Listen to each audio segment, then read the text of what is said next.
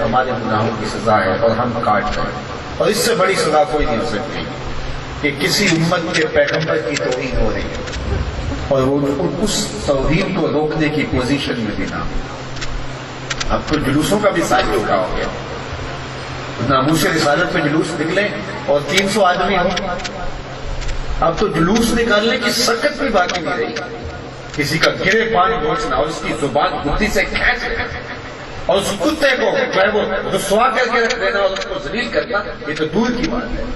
آج تو ہمارے جلوسوں کے سائز نہیں رہے، ہم کس جگہ پہ کھڑے ہو؟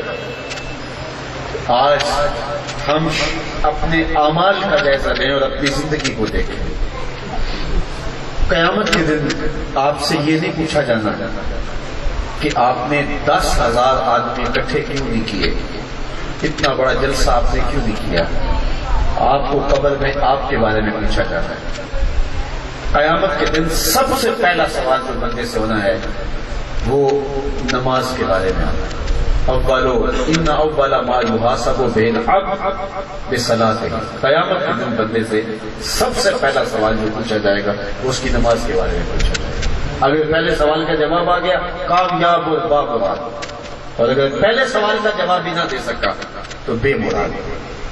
میں آپ کی حوصلہ شکنی نہیں کرنے آیا، لیکن میں آپ کو یہ کہتا ہوں کہ اگر آپ نے عشاء کی نماز جماعت سے پڑھی ہے اور فجر کی نماز بھی پڑھنے کا ارادہ ہے تو پھر آپ کا بیٹھنا بابرکت ہے، اور اگر آپ عشاء کی نماز بھی نہیں پڑھی اور فجر بھی پڑھنے کا کوئی ارادہ نہیں ہے تو کیا اس مجلس سے رسول اللہ کو خوش کر دیں گے؟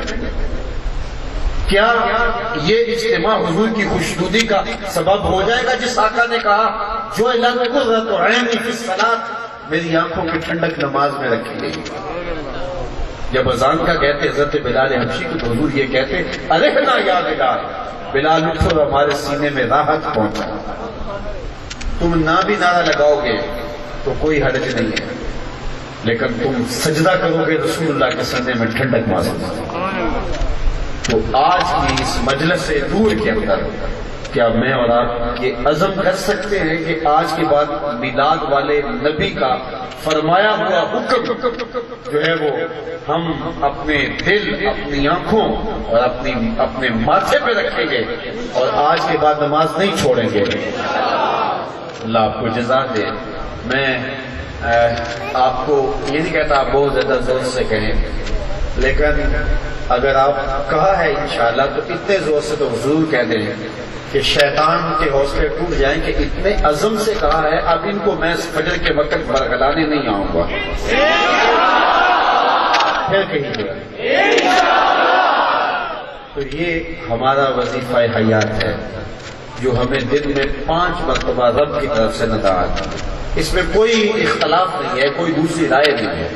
نماز تو حالت بیماری میں بھی معاف نہیں ہے، نماز تو حالت سفر میں بھی معاف نہیں ہے۔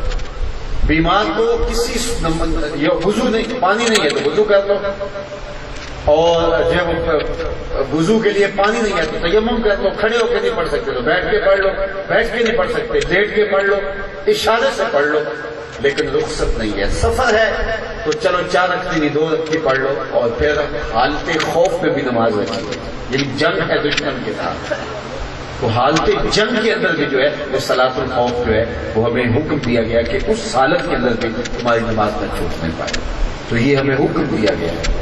تو محفل میلاد میں آنے والوں، حضور کے نام پہ نعت کے عنوان سے آج جمع ہونے والوں، میں خوش ہوں کہ آپ نے یہ عزم کیا اور یہ دل کی عطا گہرائیوں سے آپ کا عزم تھا، اور انشاءاللہ اللہ آپ کو استقامت میں دے گا۔ خوش نصیب ہے وہ شخص جس کی پیشانی اس کے حضور سجدے میں تو جھکتی ہے، اور اس سے بڑا بدبخت کون ہو سکتا ہے کہ صبح چڑیاں بھی رب کی تسبیح بول رہی ہیں، حشرات الارض بھی بلوں سے سر نکال کے رب کی تسبیح بول رہے ہیں، اور وہ لمبی تان کے سویا ہو اس کے خراٹوں کی آواز آ رہی ہے۔ وہ گھر کتنا بد نصیب ہوگا جس گھر کے اندر بے نمازی بیٹھے ہوں گے اور صبح خراٹوں کی آواز آ رہی ہے، وہ بد نصیب گھرانہ ہوگا۔ اور کتنا خوش نصیب ہے وہ گھر جس گھر میں مائیں بہنیں بیٹیاں مصلی بچھا لیتی ہیں اور بالغ مرد حضرات مسجدوں کو جا کے آباد کرتے ہیں، اللہ کی چھم چھم رحمتیں اس گھر کے اوپر نازل ہیں۔ حضرت سلمان فارسی رضی اللہ تعالیٰ عنہ اور حضرت ابو عثمان رضی اللہ تعالیٰ عنہ سفر پہ جا رہے تھے۔ راستے میں ایک درخت آیا، خزاں کا موسم تھا، درخت کے پتے زرد تھے۔ حضرت سلمان فارسی آگے بڑھے اور شاخ کو پکڑا اور جھٹکا دیا، جتنے بھی پتے تھے وہ سارے گر گئے اور شاخ خالی ہو گئی۔ حضرت سلمان فارسی نے حضرت ابو عثمان سے کہا، ابو عثمان تو نے مجھے پوچھا نہیں کہ میں نے ایسا کیوں کیا ہے؟ انہوں نے کہا حضرت بتا دیجئے آپ نے ایسا کیوں کیا ہے؟ کہا ایک دن میں حضور کے ساتھ سفر پہ تھا، ایسے ہی ایک درخت آیا جس کے پتے زرد تھے، خزاں کی رت تھی، حضور نے شاخ پکڑی اور اس کو جنبش دی، سارے پتے جھڑ گئے اور جس طرح یہ شاخ خالی ہو گئی تو میں اس منظر کو دیکھ کے معذور ہو رہا تھا، تو حضور نے مجھے بھی فرمایا اے سلمان تو نے مجھے پوچھا نہیں کہ میں نے ایسا کیوں کیا ہے؟ تو میں نے بھی عرض کی یا رسول اللہ میرے ماں باپ آپ پہ قربان ہوا، آپ نے ایسا کیوں کیا ہے؟ تو حضور نے فرمایا سلمان جس طرح میں نے شاخ کو جنبش دی اور اس پر کوئی پتا بھی باقی نہیں رہا، جب کوئی بندہ نماز کے لیے کھڑا ہوتا ہے اس طرح سارے گناہ جڑ جاتے ہیں اور اس کا بدن گناہوں سے پاک ہو جاتا ہے۔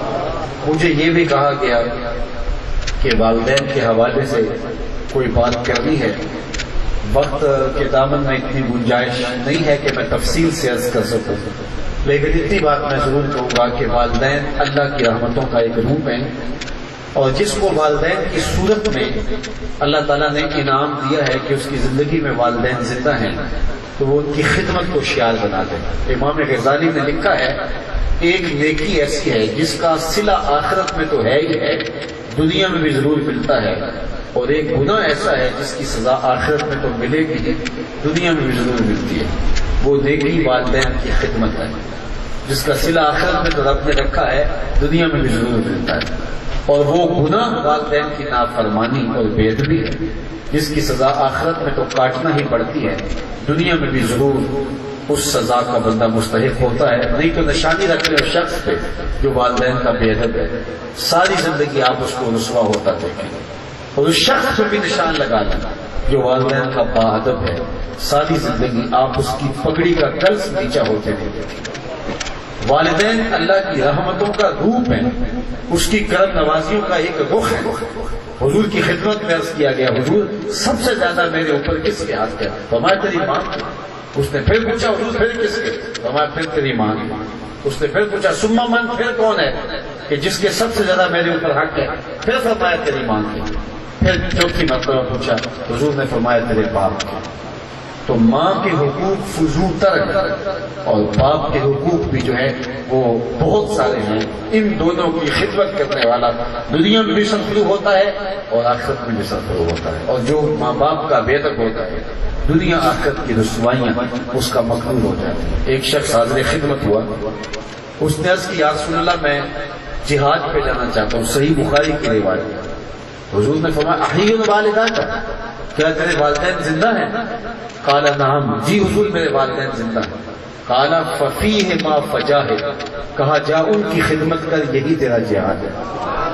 ماں باپ کو ضرورت ہے، بیٹا جہاد میں چلا گیا، اسلام اس کی حوصلہ افزائی نہیں کرتا۔ ماں بیماری میں تڑپ رہی ہے اور بیٹا تبلیغی گشت کاٹنے گیا ہوا ہے، چلہ لگانے گیا ہے، اسلام اس کی حوصلہ افزائی نہیں کرتا، حوصلہ شکر نہیں کرتا ہے۔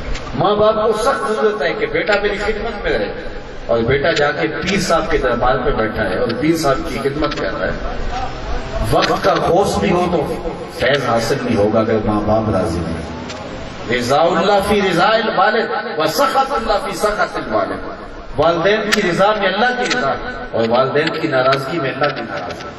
حضرت اویس کرنی رضی اللہ تعالیٰ عنہ صحابی نہیں بنے، ماں تھی اور ان کی خدمت انہیں روکتی رہی۔ ایک دن ماں نے اجازت دی جاؤ لیکن رکنا نہ، ٹھہرنا نہیں، جا کے ہو کے آ جاؤ، مل کے آ جاؤ۔